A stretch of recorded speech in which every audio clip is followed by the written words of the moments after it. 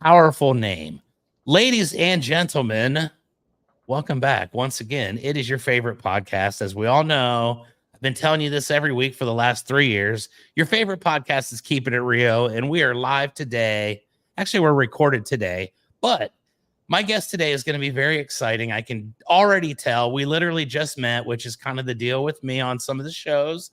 I put a Facebook post out, and very interesting people with great stories respond, and we do episodes of Keeping It Rio. So, without any hesitation, ladies and gentlemen, let me welcome today's guest. It is Francine Juhlin. Francine, welcome to Keeping It Rio. How are you today? I am absolutely fantastic. Thank you for allowing me on your show to talk to you. I am excited for it. Like I said, I did the post and I was looking for folks with interesting stories, funny stories, inspirational, whatever, anything that didn't have to do with my profession, which is roofing. I'm looking to diversify the show and have some great guests. And I thought your story was pretty awesome. So here we are. Why don't you tell us a little bit about yourself? Well, not many people would believe that this 60-year-old woman was in the Navy and the Army. Not only was I in the military, but I was an aircraft electrician. Nice. I also was an aircraft electrician for government contractors and civil service. So more than 30 years of my life, I fixed airplanes. And as you can imagine, going on the flight deck of an aircraft carrier, spending a year on ground in Iraq, and all the other things that go with being in the military, the stress built up in my life to the point where it was killing me. Well, that's all I'm going to tell you about the bad stuff, because let's move into how I fixed that. I love that. We get our bad stuff out of the way early. Right before we started, we had our worst thing that's going to happen today, which was we had to figure out how to stop an echo on the StreamYard, and we teamed up and made it happen. So it's all uphill, and it's all good, positive stuff from here on out. And I'm excited to hear how you've resolved the stress issue that comes with the high pressure of working on aircraft and literally having hundreds, if not thousands, of lives basically in your hands. So I can understand the stress there. We've covered that now to its fullest. Let's talk about how you overcome these things. Well, not only was I stressed out, but I was 5'2", 230-ish pounds, and my health was failing. And I didn't like my job because they put me at a desk job, and this girl does not belong behind a desk. Amen. I hired a business coach to try to start my own business, and I hired a holistic health coach to try to improve my health. Now, this business I was in, I sold essential oils. They helped me lose 20 pounds, and I was so excited. I thought everybody needed to hear about it. Well, would you want to buy diet products from someone who weighed over 200 pounds? No. Potentially, if they didn't weigh 200 plus pounds at the time that they were telling me about it. Well, that's where I was at the time. People were buying these oils, just not from me. And I realized that the stress and my attitude sucked. And people didn't want to associate with me with a sucky attitude. And that's what the business coach and the holistic health coach both zeroed in on. They both gave me 2 pieces of advice. They both gave me the same 2 pieces of advice. The first one, get up from behind your desk at work at lunchtime and take a walk. Who, me? I could barely walk from my desk to the car. I walked with a limp. How am I going to take a walk? They said, we don't care how you do it, just do it. I dragged my leg behind me. I walked to the end of the block, and then I walked back. Would you believe I felt a little better. My mind was a little clearer. I did this every day until I lost some more weight and my attitude started getting better. And everyone wanted to know what I was doing. I'm like, okay, maybe there's something to this.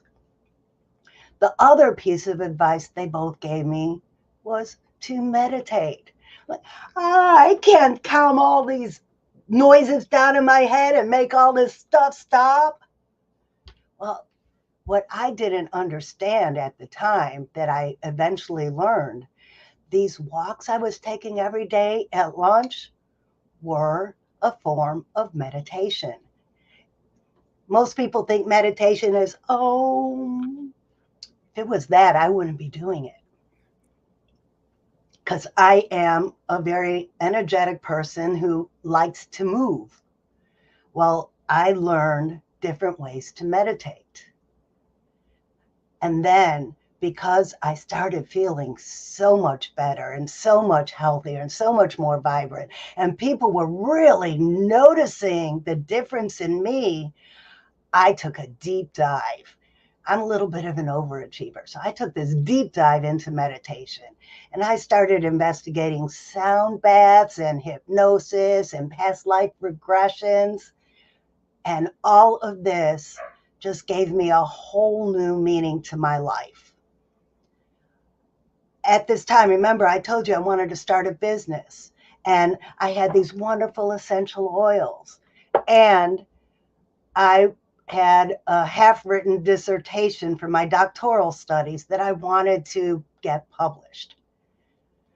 Nobody wanted to read this academic paper I wrote about change management. I had to rethink it. So I went deep into myself and realized that I developed a 6-step process of personal change, which I took all of my theories and processes that we used in industry and in the corporate world, and I applied in the personal change. So I wrote a book about that. And this book still sounded a little academic, but I started helping people with this 6-step process. And then after COVID, my friend said, we're having a group meditation. We're going to go soul traveling to another planet. I said, oh, yes. I get to try a new form of meditation, in a room with all of this energy of other people meditating. And I met this kookiest character during my meditation. I landed in a pet adoption agency on this other planet. And for anybody who doesn't know me, at that time I had 3 dogs. We have at least a dozen cats at any given time. So we've been adopted by a feral cat colony. I don't need no more pets. But I looked into this pet adoption agency, and over here there were some bunny-like looking creatures and some earth-like cats and dogs. And then over there's this thing. Now picture this. It's a cross between a Lhasa Apso and a penguin. All right. It waddled, came running up to me, Mommy! It had here. Now, you might be too young. Do you know who Phyllis Diller is? Yes, I do. For those Thank of you for who saying I don't- might be too young. I appreciate that. For those of you who don't know Phyllis Diller, she was an old comedian back in the 60s and 70s. And she always had this kooky hair. She dyed it different colors. Well, this creature's hair was like hers, almost like Albert Einstein hair. And it was bright green. And he had feathers that sparkled. And he said his name was Sparkle Feathers. And he gave me this message that I needed to make my book more fun so it would reach people of all ages. So I took that first book and I turned it into a fairy tale. So people are going through this 6-step process of personal change and getting immersed in the story of how Sparkle Feathers helps Princess Francie through her change. At the time of writing the book, I was bit by a dog and I had this big old scar on my face. So Princess Francie, who is my inner child, she has a scar on her face. And the book starts, she's all sad because she has to go back to school and all the kids are going to make fun of her. And Sparkle Feathers takes her on this journey of self-discovery, and she finally feels comfortable in her own skin and not worried to go to school. Okay, well, there's a lot to that, and I love this. Okay, this is going to be a fun episode. Before we get too far in, I do want to say I definitely appreciate and respect the aspect of just getting up and going for a walk. And I want to share with you really quickly, we've got something in common here. 3.5 years ago, I was getting ready to do a speaking engagement for the first time ever in front of a large crowd. And I was very excited about it. It was something I never really dreamt of doing, but it just kind of was presented to me and I was ready to go. And we had to do these promo cards that were, you know, pictures of your face and whatnot. And Francine, I see my picture and I was appalled. I didn't actually understand that this is what I looked like, but my face was probably about 3 times the size of what it is now. And I literally that day was like, you know what? That's enough. I've had it. I've been blaming the camera guy for, it seemed like forever. You know, you're always finding my bad angle. And then I realized when you're completely round, every angle is bad. So I had to make a decision that day. And I decided I was going to do the same thing. I'm just going to go for a walk in the park. And I devised a little route. I went and did it. I felt better. I'm going to go back the next day, the next day, the next day. Here I am about 3.5 years later, and I do every single morning a 4-mile walk, and I go before it gets light out to a park over here for the very reason I can think about things. It's quiet. It's peaceful. I can just kind of walk through there and see deer and see, you know, armadillos and all kinds of cool things that you don't see during the day. And I'd never see any people. So I definitely appreciate that. And I agree that I think it helped a lot with my attitude during times when things weren't going as well as I'd hoped, or there were some, you know, adversity type scenarios we had to overcome. And kudos to you for doing it, because I know it's not easy to get up and go out and put in the work sometimes, but the dedication and the discipline that it takes, it really speaks volumes for your character. So congratulations on that. Thank you. And I'll tell you, it is truly a domino effect, because my husband's health has improved. He's dropped some weight. And at the time, we had a 10-year-old dog with hip problems. So the fact that we were getting up and walking around, we cut a path around the back of the house, and we take family walks and take Lola, the big unhealthy dog, for her little walks around the house too, which essentially helped her live an extra few years. So she was getting the same benefits you were. That's exactly. Great. It's a domino effect. So for every little change you make in your life, think of all the huge changes it's making in the world. That's it. And it's such an amazing thing. You know, you've probably just impacted somebody's life with that story that we've never met. And it's going to be 20 years down the road when someone watches this and says, wow, you know what? I'm going to get up today and I'm going to go for a walk at lunch because it worked for her. And it even worked for that goofy guy over there too. So we're going to inspire somebody to change themselves for the better today. And I appreciate that. I love this idea to where you've written this book, and admittedly so, sometimes you get a subject that's just not going to be well received by the general population. You've got a very specialized audience for that. And you recognize, hey, I think I've got something really, really amazing and impactful here, but maybe it's just not wrapped up in the right package. You go through the processes, and I love your discovery area is, you know, you're going through meditation, you're learning things, you're having a transformation in your own life. And then this idea just strikes you in a meditation, and a character comes to your mind that's very clear, very well defined. you keep this in mind and you say, okay, I think this could be the way to deliver this to more people, to get more eyes on it, to get more interest.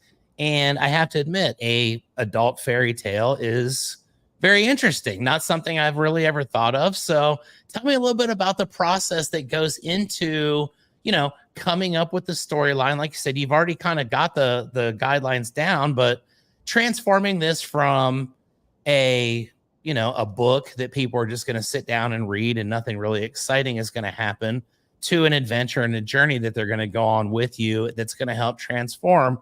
Tell me a little bit about it. Honestly, this book was channeled to me. I wrote it in a weekend. Wow. I had this guideline of the 6-step process. And through each step of the process, the figuring out what's really bothering you. Because I could say my back hurts, but I've learned that sometimes it's not skeletal or muscular, that it's actually stress or negative energy built up. So I have to figure out what it is. For instance, the next step of writing children's books. I'm at a crossroads coming into becoming a children's author, and I've never had children.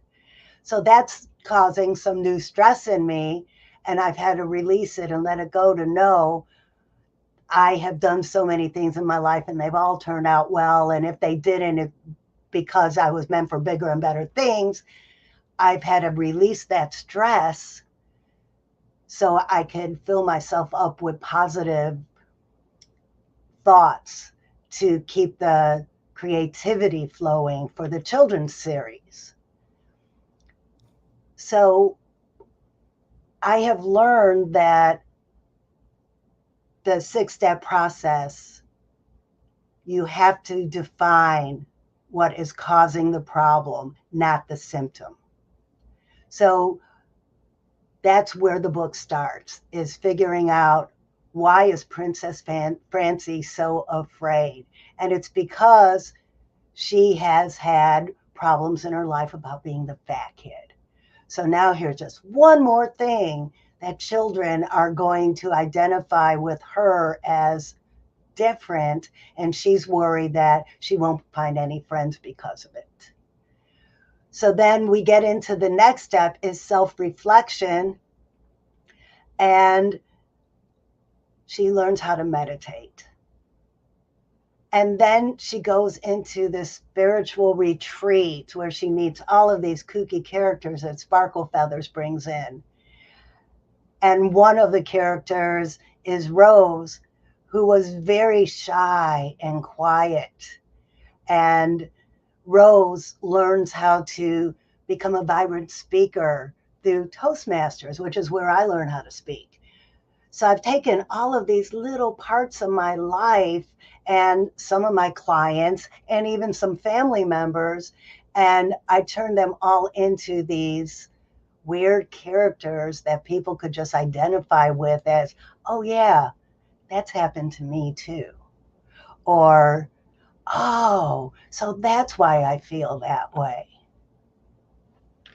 Yeah, everybody likes to have someone that they can relate to. And I think taking real life examples and transforming them like that is brilliant, because it doesn't really, it gives people the opportunity to say, hey, there's a little bit of me in that character. There's a little bit of me in this one. And that's when you really start to realize, hey, we're not all completely different like we're supposed to believe. And a lot of us go through the same thing. So that is awesome. So continue on, my friend. I'm really enjoying this. Well, another part of the 6-step process is actually making the change. Well, that could be a daunting experience. What I learned is that you have to change one thought.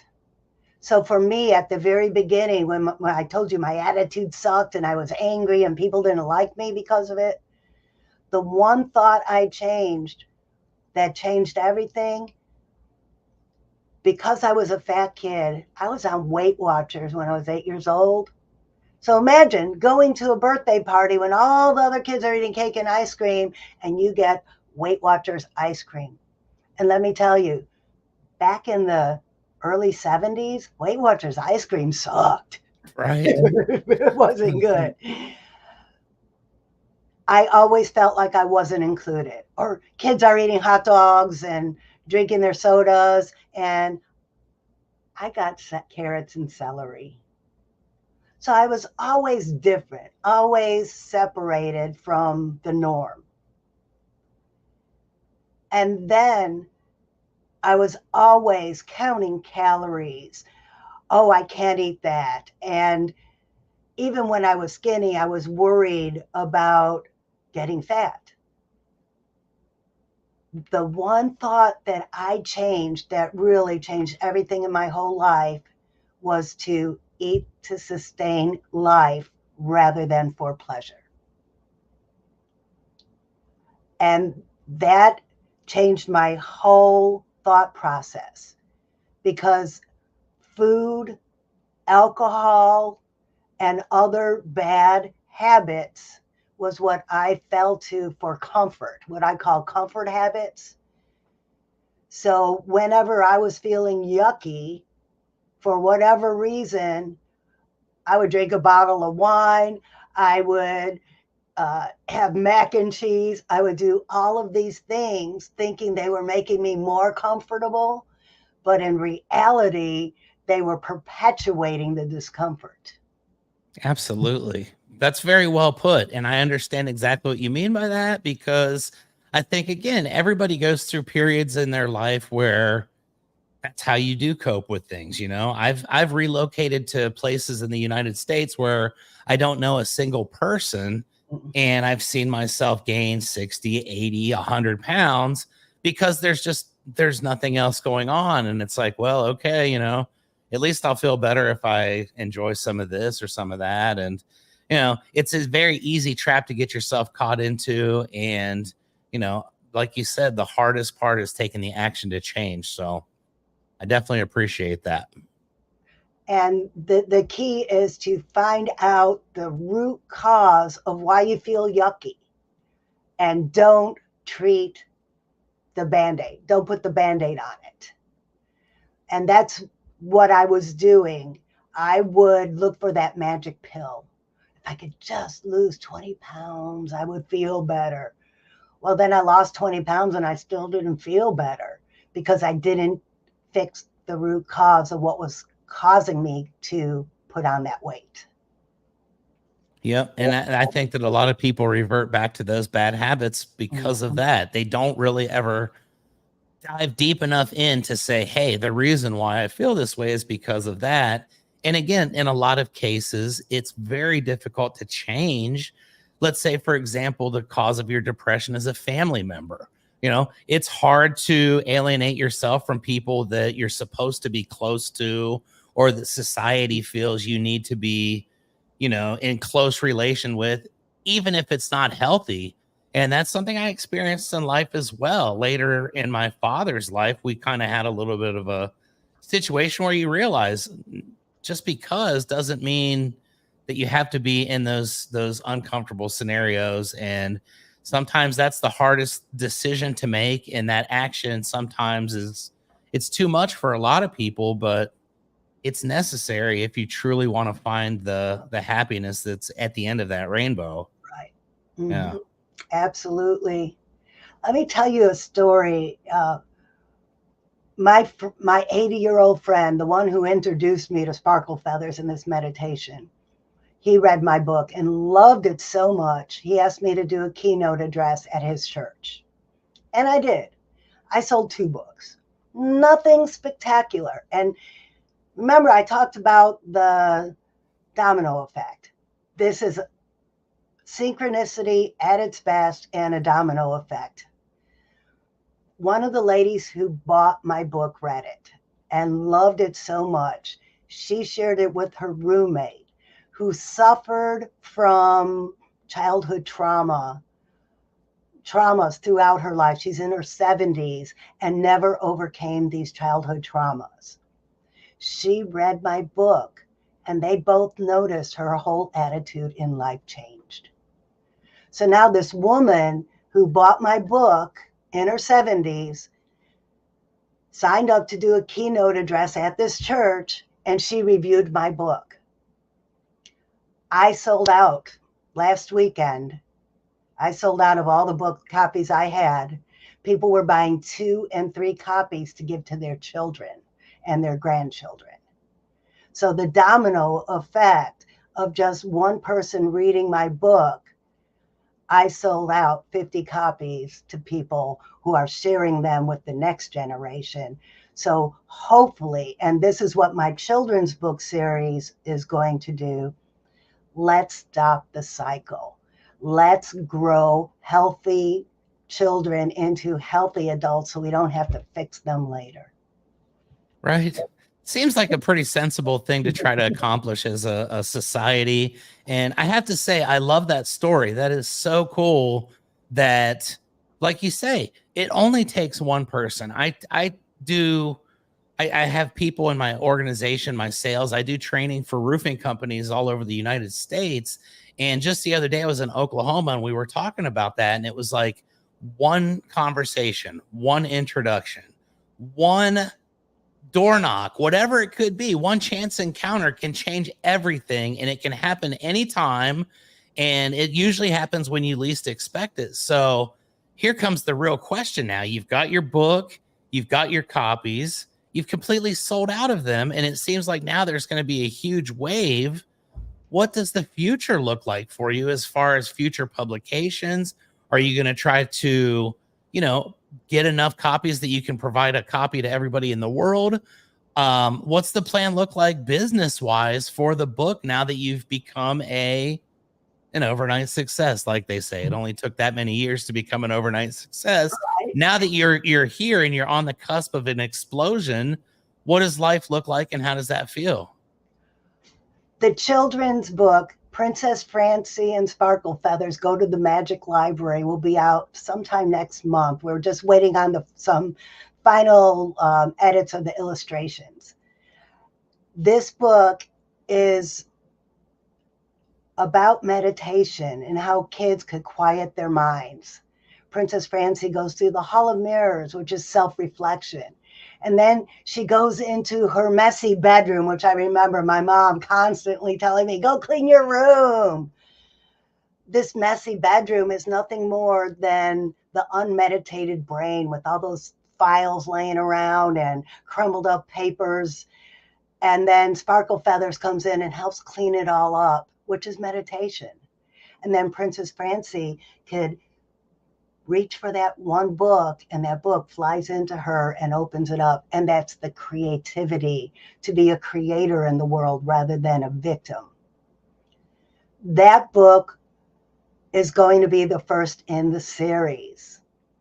Each subsequent book in this new children's series for ages 8 to 13 will zero in on one topic, like some kid just got new glasses and is afraid to go to school and be made fun of. So we're going to talk about how it's cool to wear glasses. Another child has abandonment issues. So we're going to help them through losing, I haven't even decided which family member, maybe their dog ran away. One is, I'm going to be talking to this autistic young man who wants to share his story. So one of the books is going to be about growing up with autism and how the other kids could help this autistic child. So each book is going to cover some aspect of childhood that make kids feel uncomfortable and self-confident or self-conscious. Self-conscious, thank you, that's the word, and help them build their own self-confidence so they could go out into the world and be confident people.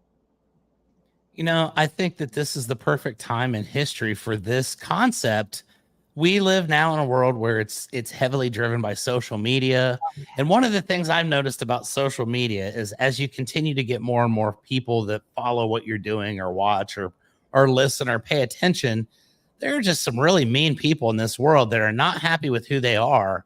And the easiest possible way to be a internet badass is to do it on Facebook to people that you've never met before, or people who may be struggling or are actually trying to do something positive, but maybe are midway through the journey.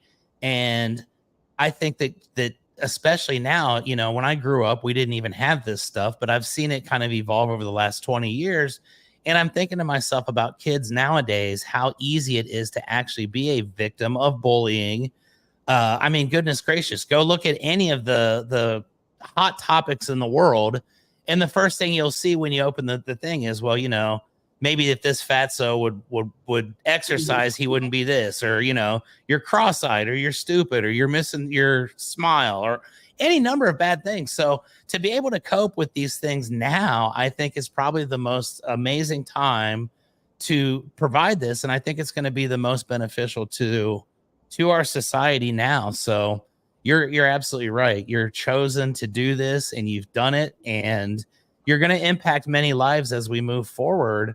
I really love the story about, you know, one person reads it and the domino effect. Let me ask you this. It's relatively new. You just said that you just recently sold your copies.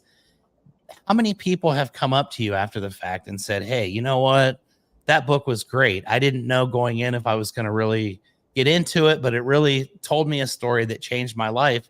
What does that feel like to you when someone tells you that? It's great, isn't it? Oh, it's amazing. I got to tell you this story about this young girl. I met her in Toastmasters, and she was very shy and quiet. And her stepfather bought her a copy of the book. And she wasn't sure if she would like it because it's self-help. She's 23, I think she said. She came up to me and told me that the fact that it was in the fairy tale format, she was able to immerse herself into the story and enjoy getting ideas of how to change her life. And I have watched her go from passing me a note during a meeting, asking me to be her mentor, to allowing me to record her talking about my book. It's amazing watching the growth in people just from reading something I wrote. And just the strangest part is it's just something I had fun doing that I never thought would go anywhere. That's what the most amazing things tend to be. You know, I'm doing a podcast. It's Sunday morning at 10:30. I'm speaking with you. We literally met 5 minutes or less before we started this. And I started this podcast 3 years ago. And since day one, I've always said, I really don't care who's watching or paying attention. As long as I'm enjoying it, it's self-serving. I've gotten to speak to some amazing people. But then I do have people that come up and say, hey, you know what? This episode that was on 1.5 years ago, I was scrolling through YouTube and I saw it. And I ended up connecting with that person that was in that episode, reached out to them. They sent me a copy of their book. And to me, it's kind of crazy because it was never meant to be that, but what a cool thing, you know? And I always enjoy when people tell me things like that. And they say, you know, I was going through a similar struggle to that person, and that episode helped me see the light. It's pretty awesome. And I'm happy to do it. And I can tell just by your passion about it that this is something that you've just really just kind of opened up on, and you've just kind of scratched the surface as what you're going to do in the future. And I think that's really, really commendable. So again, thank you for what you're doing. I love having guests on my podcast that do things that absolutely positively impact our world. And I don't believe anybody could say that anything that you've done here is not going to be a positive influence on someone. And thank you for taking the time and doing that. So let's kind of go in a different direction now. I love the book. I love the concept of it, the people that we want to touch and the people that we want to reach. I always say jokingly, although I'm not joking, that at some point there's going to be millions of people that see this episode of our podcast today. And let's say that one person just randomly tunes in and your story strikes them and they say, hey, I can relate to her. I'd like to learn more. I'd like to see maybe if I could buy a copy of her book. What's the best way for people to follow you, to follow your journey, to reach out and say, hey, Francine, you've affected my life in a positive way? Or what's a good way for people to get a hold of the books so that they can help other people as well with the domino effect? My books are on Amazon. You could find me, Francine Juhlin, on Amazon. My website is personalchangewarriors.com. And follow me on Facebook. Yeah, it's that simple. I'm going to do that as soon as we're done with our episode today. And I'm going to tag you in all the posts that I put forth for the next couple of days while we promote this. So I really appreciate it sincerely. Thank you for taking the time. This has been a great episode. It's always a fear of mine. And this has kind of helped me with my speaking fears, that I always wonder, are we going to have a conversation that's going to be awkward? Is it going to get weird? Am I not going to know how to communicate properly? Are we not going to have good chemistry? But I feel like all of those things were eliminated before we even hit record today. So I definitely want to thank you, Francine, for taking the time. One thing I do need to do before we go, and this is going to be a highlight of your day, I can assure you, is I need to mention my beloved sponsor. And I tell you a little bit about my sponsor. It's roofer.com. As you can see, I've got them plastered all over the screen. And Roofer is an amazing software program that was designed by roofers for roofers. And if it's okay with you, I'd like to take 20 seconds of our time here on the episode to show the world why Roofer is redefining the way that we run our roofing businesses, and they are changing the game, and it's just getting started. So check this out. I'm going to teach you a little bit about Roofer, and we'll be back here in 20 seconds to we'll get Francine's thoughts on Roofer. So here we go. We're Roofer. We know that managing a roofing business can be chaotic, so we created a single platform with all the tools you need to easily run your roofing business. Stop switching between multiple different softwares and experience streamlined operations from lead to payments in hours instead of days. Visit roofr.com to get started for free today. There you go. Roofer, the official software of Keeping It Rio and of my roofing business, Rio Blanco Roofing. I utilize that CRM, and I can vouch for it 100% being the absolute greatest thing that's happened to our industry in my 26 years of being in it. So thank you to Roofer. And as always, thank you to the fans who watch Keeping It Rio. I say that in jest, you know, it's kind of funny to say thank you to your own fans, but everybody that knows me knows I'm a little goofy. So it is what it is. I appreciate everybody that takes the time to watch this, everyone that tells their friends and family about it, and everybody that tells me about their experiences from an episode. Thank you guys. This will be out probably about maybe 2 or 3 weeks from now. I will keep you updated as we move forward with that. And Francine, thank you again for taking time out on it's Father's Day. It's Sunday morning. And I appreciate the fact that you spent an hour of your life with me today. It's been a blast. And we'll do it again sometime down the road when you get a couple of the new books out. We'll kind of discuss and see how things have progressed at that point. And we're not even done here, and I'm already looking forward to our next meeting. So thank you for that. Thank you to everybody. And as I always end my podcast, it's with the world's cheesiest tagline, which of course is keep on keeping it Rio. We'll see you.